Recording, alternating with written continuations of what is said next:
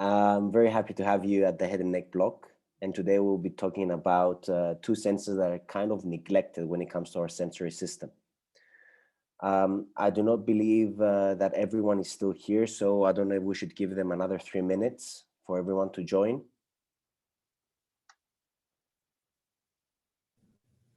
Sure, doctor.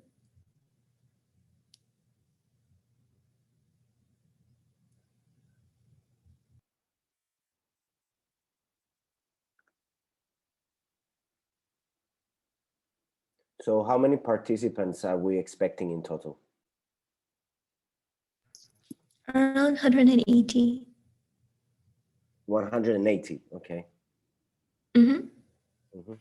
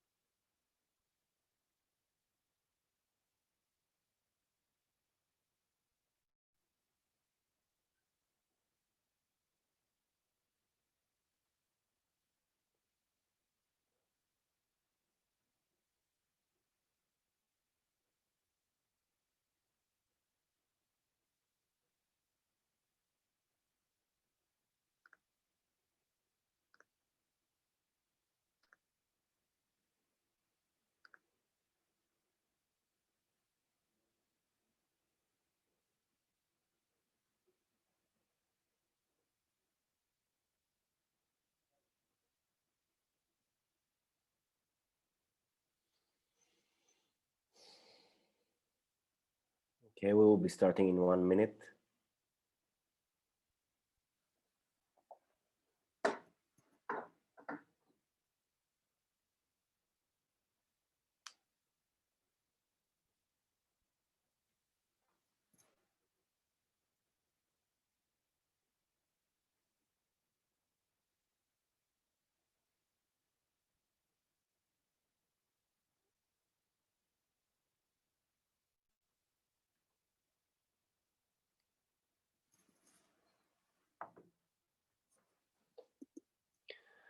Okay, welcome everyone. So today we'll be covering both olfaction as well as taste. Now, olfaction is indeed a quite magnificent type of sense, although it's kind of neglected because it usually does not fall into our conscious awareness unless we put our mind into it. So we will be covering olfactory physiology in detail. I will be speaking in broad terms about the neurodegenerative characteristics of olfaction, particularly the ones that are present in Alzheimer's disease and in dementia, and how could we use olfaction to kind of drill and make a diagnosis when it comes to cognitive aging. Now, you might be wondering, what is olfaction and what exactly is its purpose when it comes to human physiology? So unlike other senses such as vision and audition, where we have the perception of light or the perception of air dispersion through air molecules, chemical senses such as taste and olfaction, basically they bind chemical compounds that are present in our environment. So one of the main roles when it comes to olfaction is the identification of pleasurable or objectionable sensations as soon as they hit the olfactory epithelium. Now, in addition to this, every other sense has been developed to maintain and sustain the humankind. That is also important when it comes to olfaction, particularly when it comes to avoiding potentially toxic substances. Now, not only in terms of gas, but also in terms of ammonia. So, for example, if we are about to consume an egg that is rotten, then the first sense that is gonna alarm us in regards to the potentially toxic effects of the food that we are going to ingest is smell.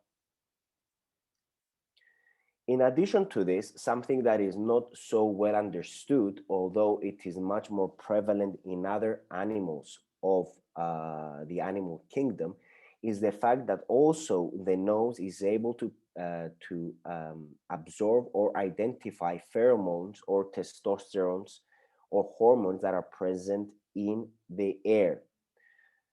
One evidence in regards to this is the synchronous menstrual cycle that happens in females that are present in the same household. The synchronicity occurs through primarily olfaction, in which it binds certain pheromones that are present in the environment during ovulation. Thus, females are able to synchronize their menstrual cycles. Something that it is not present, or at least we are unaware about when it comes to humans, is the presence of the vomeronasal organ, which binds hormones. This is something that we mainly see in mice or in other types of animals, such as the big tigers, such as cats. But we won't be talking much about this. This is just some nice information for you guys to know. So when it comes to olfaction, there are mainly three types of cells. The basal cells, which are precursors of the olfactory receptor cells that they mature every 2 months. And this happens particularly in the chemical senses due to the fact that there is a very chemical environment, both for olfaction as well as taste. This is something also that we're gonna see present in taste receptors. Now, supporting cells, the ones that you see basically over here, are the ones that are gonna secrete mucus that is gonna coat the nasal passages, particularly to preserve the olfactory receptor cells. So in a way, it creates kind of a moist environment. Now, the Bowman gland is an organ that is gonna secrete the olfactory mucosa, in which any chemicals, any odoriferous chemicals that are present in the environment are gonna be able to dissolve their molecules and be able to be absorbed by the olfactory cilia, which are basically the receptors of the olfactory cells. Now, the olfactory cells, as you can imagine, are the types of receptors or are the types of neurons through which we are perceiving the variety of chemical senses in our environment. Now, there is this preconception that dogs or humans, that dogs, let's say, they have a greater sense of smell. However, they do have a variety and definitely much more olfactory cells than humans do. Although we should not neglect the power of the human nose due to the fact that we can use that sense in its optimal capacity only if it's trained. And this is something that we see in the individuals that are judging the sense of a particular perfume connoisseurs, or wine connoisseurs. Now, how does smell reach conscious awareness? So whatever is in our environment, it circulates in molecules of air. These molecules of air, as soon as we inhale, they come and get attached in the olfactory mucosa, where they get dissolved. And as soon as they get dissolved, they're being picked up by olfactory cilia. So although we have a variety of olfactory receptors, not all of them are responsive to the same level of different types of molecules or different types of chemicals. So we have specific olfactory receptors that will respond in a more enhanced manner when it comes to orange or when it comes to a banana compared to other things. In conclusion, a variety of the odorants that we perceive through our nose, they're mainly being decoded from the central nervous system, and particularly what we call the entorhinal or the piriform cortex, which we're gonna see in continuity. Now, In the occasion that you might be wondering, how is my body able to dissolve all these molecules that are being attached in the olfactory mucosa, there is something very interesting going on over here. Because in the olfactory mucosa, we also have liver enzymes that are dissolving the variety of chemicals that are being present in their environment. Something else also that you have been aware of through your life experiences is when you go and try a particular perfume, usually they have coffee beans on the side, right? For you to be able to kind of mask one sense and be able to reduce your olfactory cilia or the olfactory mucosa to be able to perceive another type of sense, kind of refreshing the olfactory mucosa. In fact, it's masking what is already present. So sense is being sensed by a variety of olfactory receptors, which are later on being stored in what we call the smell files. The smell files is what you see over here, the glomeruli, okay? These glomeruli, basically, they're gonna take all the information that are present in the olfactory mucosa through your cilia, and they're gonna differentiate them in specific files. However, the decoding, let's say, of smell is not being done only through the glomeruli. It's also being done by the mitral cells.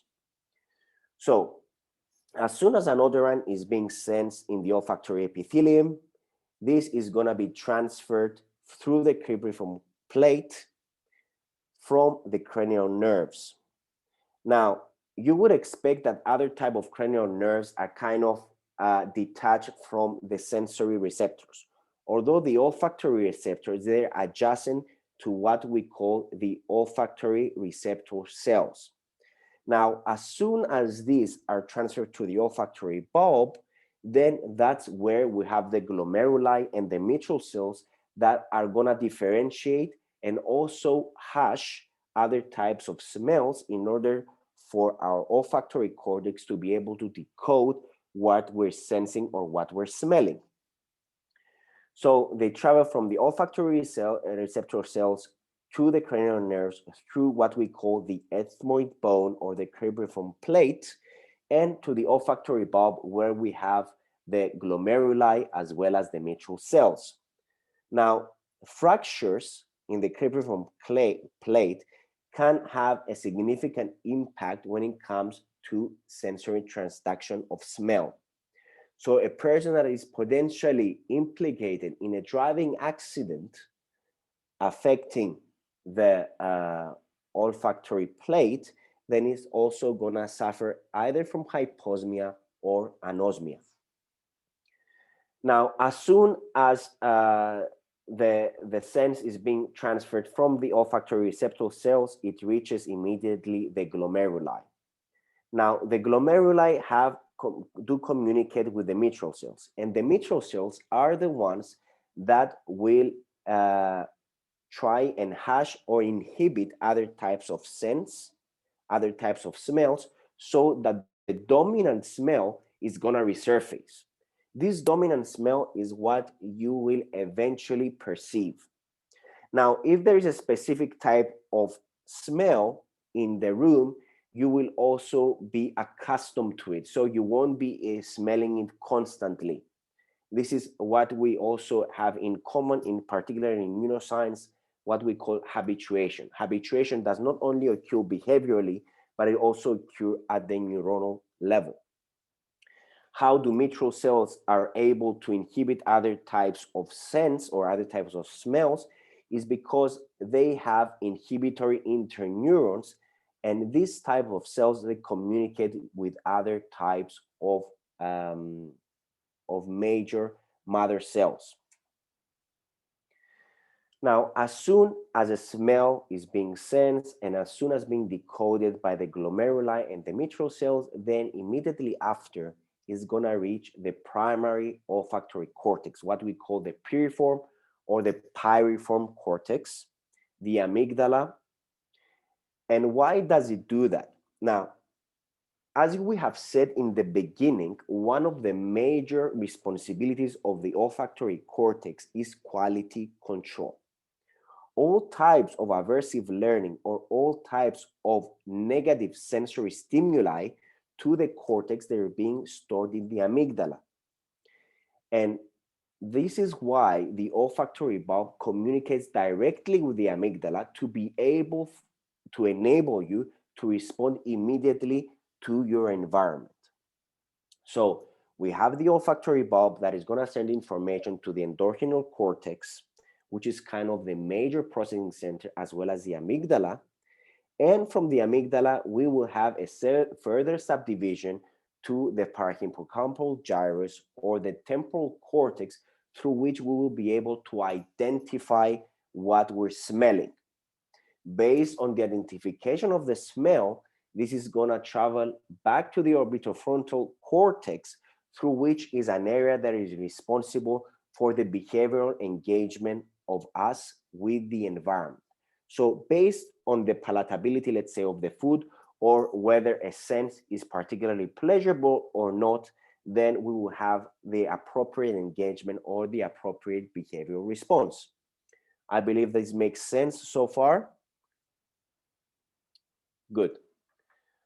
Okay, so one major aspect of the olfactory cortex is the fact that, unlike any other types of sense that we have, it does not need to reach the thalamus in order to make connections with other types of cortical areas. So all types of senses, except from the olfactory cortex, they need to pass through the thalamus, and through the thalamus, which is a major relay center across other areas of the cortex, then we have the subdivision of the sensory information. However, this is not something that happens when it comes to the olfactory cortex. Now, olfaction is particularly useful when it comes to identifying cognitive decline. And usually, cognitive decline, particularly in the olfactory epithelium, defines a preclinical period for the identification of cognitive delay or cognitive problems in older age.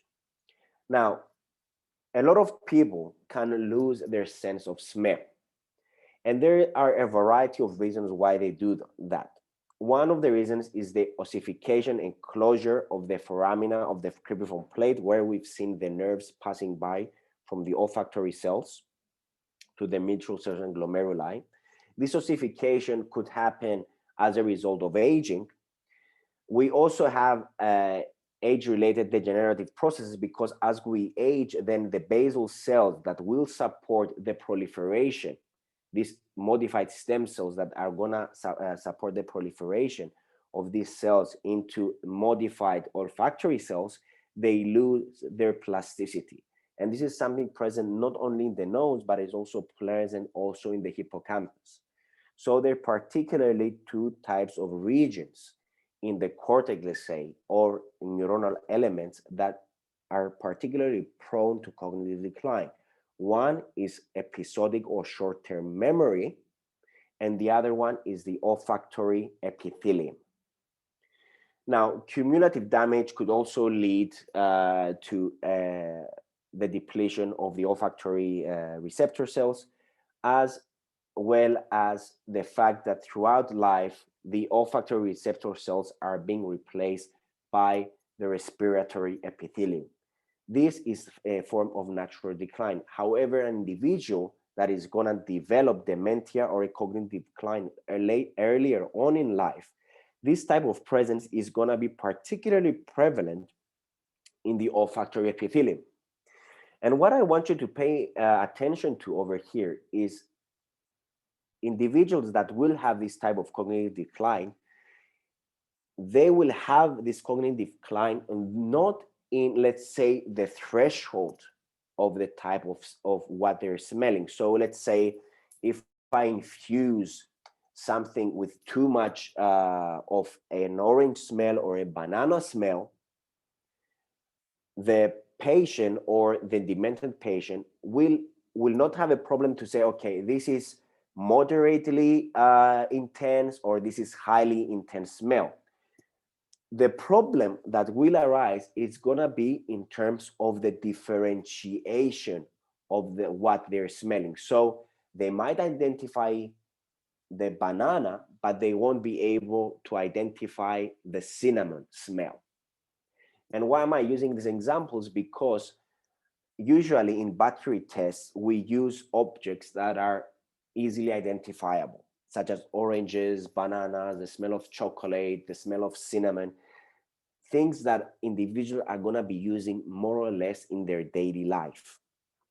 So individuals that are going through cognitive decline, they will have a difficulty in differentiating across smells and not in regards to the threshold of the type of smell that they're facing.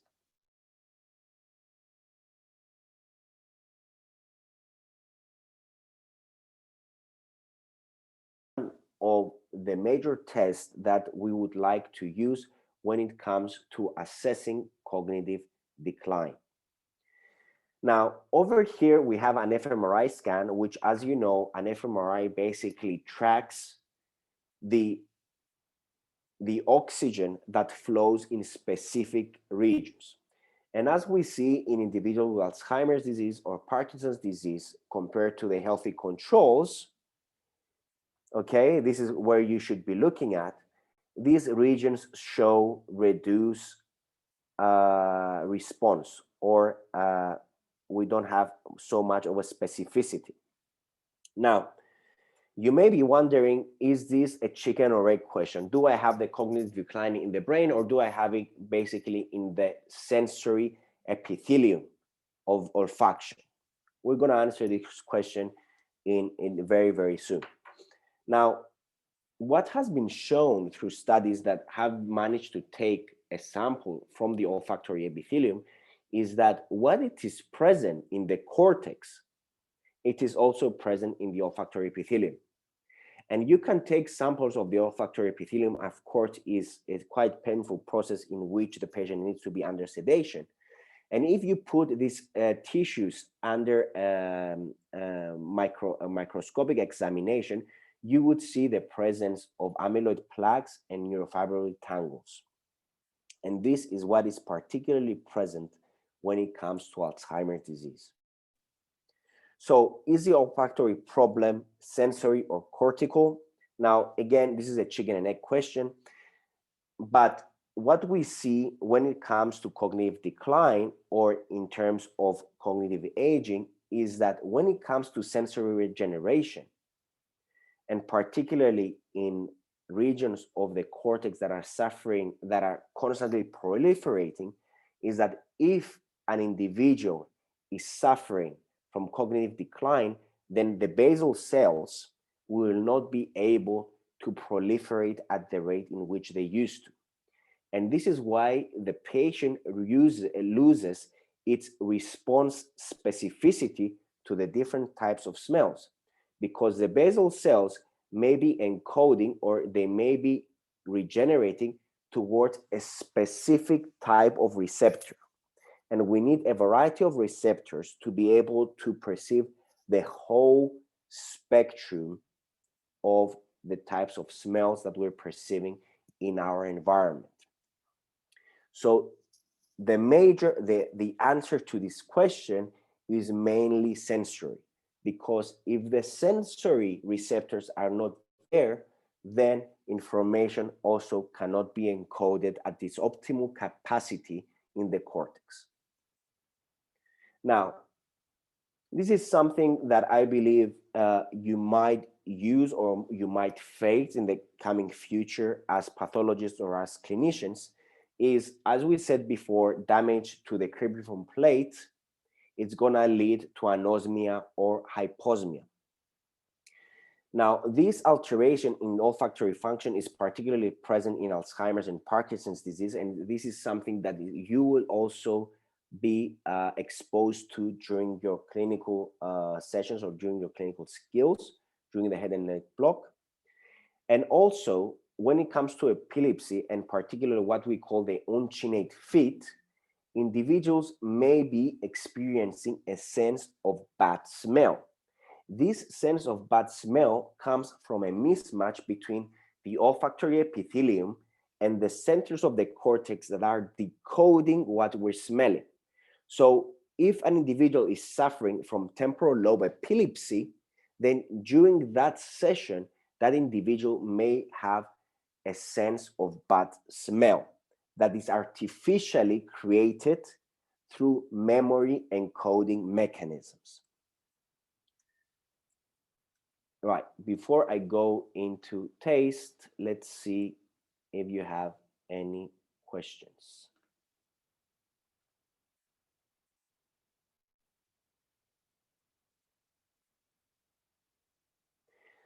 So yes, they will be able to smell, but they may have difficulty in recognizing what it is. So this is what we're mainly facing when it comes to dementia or cognitive decline.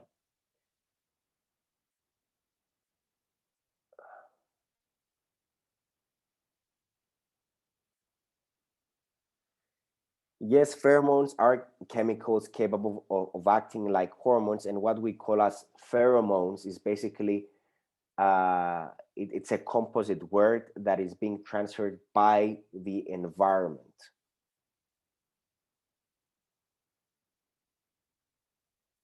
So the cells that are using their plasticity is the cells that are replacing the olfactory cells, and these are the basal cells. Now, the threshold, what we mean by threshold, so a demented patient will be able to tell you if the smell of an orange diluted in a test tube, it's let's say it's going to have a higher concentration of orange in one tube compared to another. Okay, same smell, orange in one, orange in another, diluted more, diluted less. This is going to be smelling more, this is going to be smelling less. So the demented patient can differentiate which smells more or which smells less. However, what happens with demented patients is that certain olfactory receptors, they lose their specificity.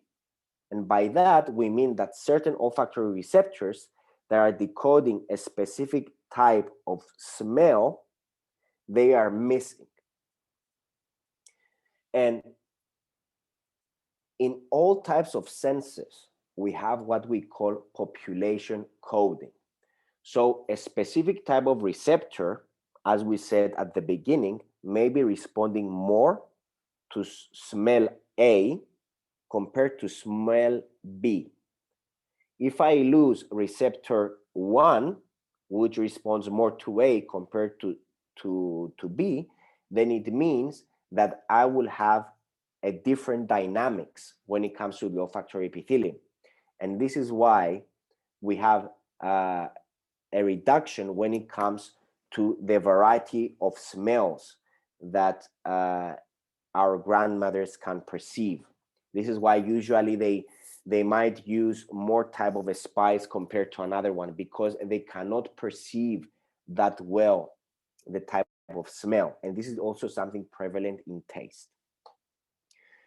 Now, yes.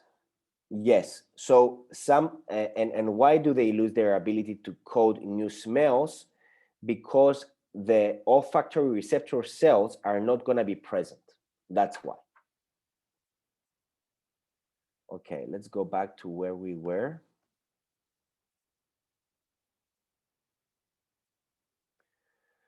Now, gustation is also something very, very interesting, because in a way, for us humans, it creates the pleasurable sensations when it comes to eating. Let's go back. There we go. Okay, now there is some talk surrounding when it comes to the way that we perceive taste. So many individuals say that taste is particularly specific to certain regions of the tongue. Yeah. Now, this is partially incorrect, because let's say all receptors or papillae, oral taste receptors of the tongue, they perceive more or less all types of tastes. However, as in the occasion of olfaction, some of those they respond more to specific types of tastes compared to others. And majorly, we have 6 qualities of taste. We have bitterness, sourness, sweetness, saltiness, umami, which is protein, and fat, which has been recently added to this list. Now, how do we perceive taste? Certain molecules in the food, they're being dissolved through the saliva. And as this saliva is being, it is dissolving the food, these molecules are able to transfer through the papillae in specific taste receptors that look like onions. They're onion-like receptors. Now, something important over here that it would be beautiful for you to know is that bitterness, which has the largest type of receptors, which are called circumvallate papillae, they're situated at the back of the tongue, and they're being innervated by specific type of cranial nerve, which we're going to see later on. However, they're at the back of the tongue because bitterness, unlike to any other type of taste, it informs you whether a particular food is poisonous or not. And it is at the back of your tongue due to the fact that if you would like to regurgitate, then it would be much more efficient for your brain to do so, because it's also closer to the innervations of the fifth cranial nerve that is involved for the gag reflex. Now, let's see what each type of taste senses. So umami usually be associated with Japanese food. I believe that most of you're fans of sushi, unless you have a fish allergy. Now, umami it senses particularly amino acids in foods such as protein. So this informs us basically if a food is nutritious as such, if it has the material for the buildup of muscle or other types of nutrients. Bitterness, as we said, is there to warn us of toxic or harmful food, whereas sweet or fat is for us to be able to recognize the caloric value of the different types of food. Sour taste is an indication, and there is a debate in regards to why do we sense sour taste. Because as human beings, we have developed to consume a lot of fruit. And if a fruit tastes sour, then that means that the fruit is not ripe enough. Salt is particularly crucial for the nervous system function. And those of you that are fans of the National Geographic, you would see that elephants would go into specific caves, which are particularly dangerous for them to just consume some salt. This is also present in butterflies. You would see, like, if there is a small lake or there's some deposition of salt through rain, then you will see a lot of butterflies flocking to that small pond, because salt is particularly crucial for all animals, including humans. Now, animals can smell it. We can just perceive it through our tongue. Also, water can be sensed by deers compared to humans, that we cannot really smell water. Now, it's particularly important when it comes to taste, because taste, when it comes to combining the different types of taste that we have in our food, it also creates what we call a dopamine release. Now, dopamine is, as you know, the reward system of the brain, and it particularly affects the frontal cortices. So if you're developing a specific type of craving, and this is not psychologically driven, this means that you are lacking a specific nutrient in your body. And I will give you a beautiful example in a bit. Now, usually we are craving sweets when we're low, when we're down in our mood. And there is specifically, it is a very good reason why we do so. Because insulin is the main transport system of the amino acid tryptophan, which is converted to serotonin. And for that to be converted to serotonin, it needs the influence of insulin. If insulin goes up, then TRP also goes up, which is again being converted into serotonin, what we call the happy hormone in the brain. This is also what usually happens when it comes to comfort eating. But something also a little bit more tangible and embedded in science is the fact that, and again, I'm going to refer to females, which are an exceptional example of the marvelous nature of humankind, is that when females are during their menses, they also develop a type of craving, because it's in a way a defense mechanism of retaining more water as they're in their body fluids due to the fact that they might be losing blood. So these are some of the things that are developing through the gustation or through the gustatory cortex. And the gustatory cortex is particularly the insula. The insula is one of the major regions in your brain that is responsible for the palatability of food, as well as the sense of satiety, when we call what we call the completion or feeling full of something. Now, to give you another example about cravings, it has been documented in individuals that have been castaways, and castaways, I mean like individuals that have been drifting in the sea for many, many days, that they were taking a fish from the sea and they're consuming the liver as well as the eyes. The liver and the eyes, they were being consumed due to the high presence of vitamin A, as well as vitamin A, as well as vitamin C. So it had the antioxidant effects of ascorbic acid, which is important for the maintenance of the nervous system, as well as high levels of vitamin A, which is super important for vision. As you can imagine, they were also consuming the fish, but in priority, they were saying that I would first consume the eyes as well as the liver of the fish, because it was giving me what I felt that I was lacking. So you should listen to your cravings, and you should always be in touch with what your body needs or wants. Now, back to your physiology lecture now.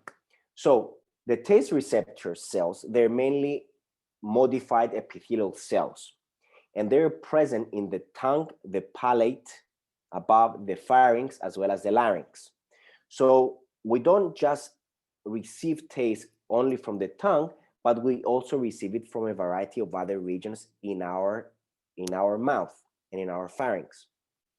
Now, the papillae, as you can see here, they're composed of 3 types of cells. We have supporting cells, which currently we do not know exactly their function, but we also have, again, basal cells that they're undifferentiated taste receptor cells, such as the ones that are present in the olfactory epithelium. And on the taste receptor cells, we have what we call the microvilli. Now, these taste receptor cells, they're divided into 2 categories, type 2 and type 3. Type 3 taste receptors, they mainly binding ions of sodium or hydrogen. Now, hydrogen is present mainly in sour taste, whereas type 2 cells are mainly binding proteins, what we call G protein or gustacin, okay? We're going to talk a little bit more about that later on, as well as their differences. Now, these types of taste receptors, they're also being innervated by different cranial nerves. So the papillae is what we call, in broad terms, the different types of taste receptors. And they're mainly, in their majority, three types of three subgroups: the circumvallate, the folate, the fungiform, as well as the filiform. Now, the fungiform as well as the filiform, they are combined more or less as one. Now, the circumvallate, which are present, as we've seen, in the upper third of the tongue, they are the ones that are responsible for the bitter taste, and they're innervated by two types of cells: the facial nerve as well as the glossopharyngeal nerve. And I want you to pay a particular attention when it comes to this slide. Now, the reason why these types of papillae are combined with a specific type of cranial nerve is because when it comes to communicating the palatability of food, and as humans, we are social beings, if I'm gonna eat something bitter, then I'm also gonna make an adjacent grimace, or I'm gonna make a facial expression that will inform the other person that, you know what, this is toxic, do not eat it. And this is why bitter taste is particularly adjacent to the seventh cranial nerve, the facial nerve. Now, sour taste is mainly in the lateral sides of the tongue, and it's being associated with the folate papillae, and this recognizes sour taste, whereas the fugiform papillae or the filiform can sense three different types of taste: salt, sweet, and umami. And this particular one is exclusively innervated by the corda tympani branch of the seventh cranial nerve. As we will see later on in a clinical slide, individuals that have severed or have a damage or a stretch in the corda tympani branch due to an ENT, due to an auditory inflammation or an auditory injury, they develop what we call a fake metallic taste in their mouth. And this is mainly present in the ipsilateral 2/3 of the tongue, where these fungiform taste papillae are present. So let's see over here what we have. So saliva is dissolving, as we call, the different amino acids that are present in the food. This is later on being drained through this villi over here, and is later on being sensed by these onion-like taste buds or taste receptor cells. Then we have the afferent axons that will communicate it with the variety of cranial nerves that we've seen. As they degenerated, after more or less 10 days, they're being replaced by what we've seen and what we've called the basal taste receptor cells. So the basal cells will transform themselves to taste receptors after 10 days.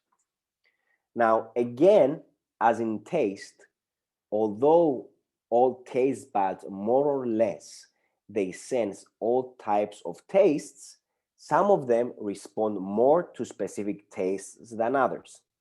So if we take, for example, sucrose over here, we don't have a huge response when it comes to this type of receptor. However, when it comes to salt, I see an exaggerated response.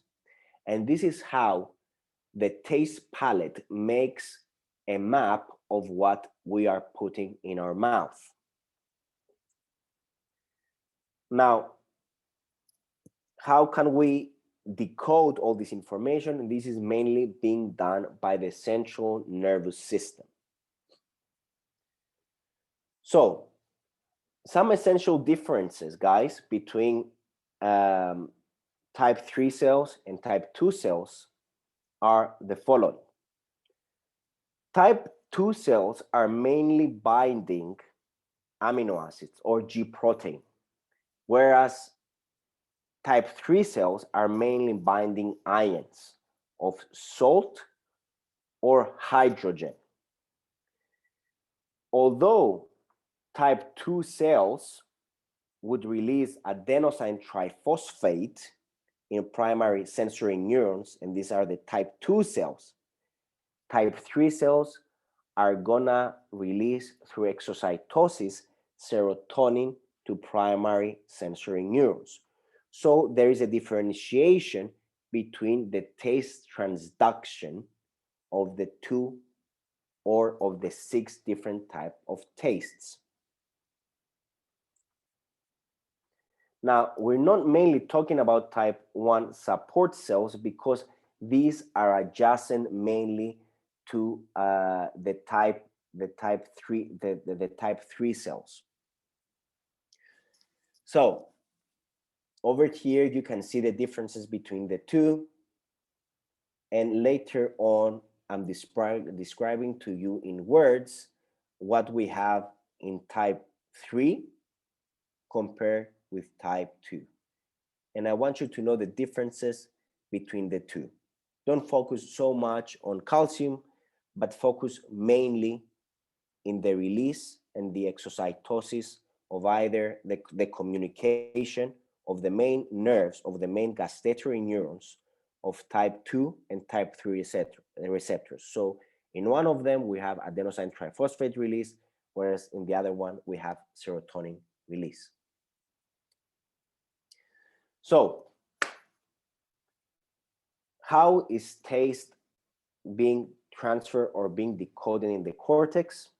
We have 3 major cranial nerves that are transferring their information to the medulla. After that, gustatory axons from the medulla, they travel to the thalamus, which is a difference that we see with olfaction. And from the thalamus, they go specifically, as we said, to the insular cortex, which is the gustatory cortex of the brain, and also the postcentral gyrus, which has to do with memory recall and identification of what we're putting in our mouth.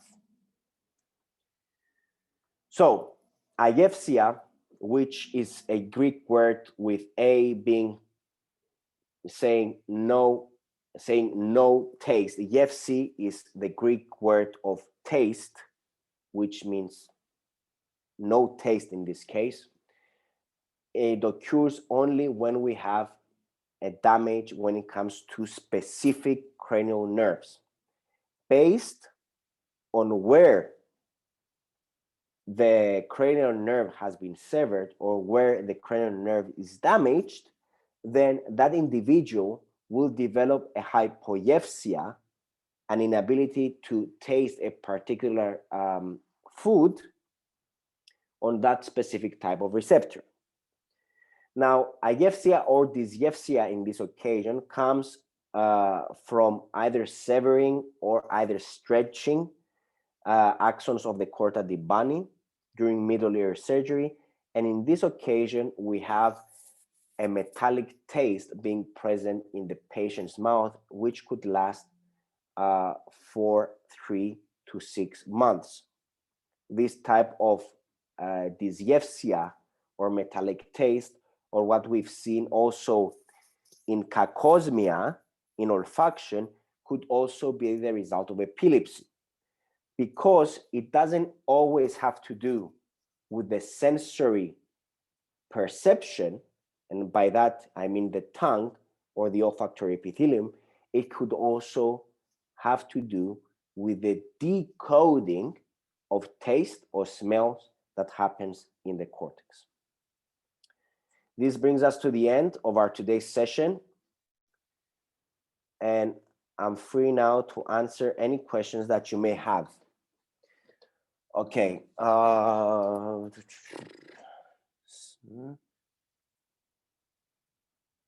Yeah, women crave more during pregnancy for a variety of reasons, because they want to sustain a new life. So they have the absolute right to have a variety of cravings.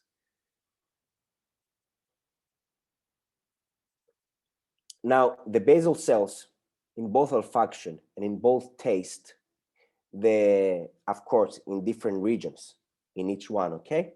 They will differentiate in either taste cells or olfactory receptor cells. Now, seizures will mainly be localized in the temporal lobes, not so much in frontal lobe epilepsy. Thank you, guys. Thank you very much. I don't know if we're gonna have a review session together, but it's been a pleasure having you, and thank you very much for interacting. See you all very soon again. Take care. Best of luck. Thank you, doctor.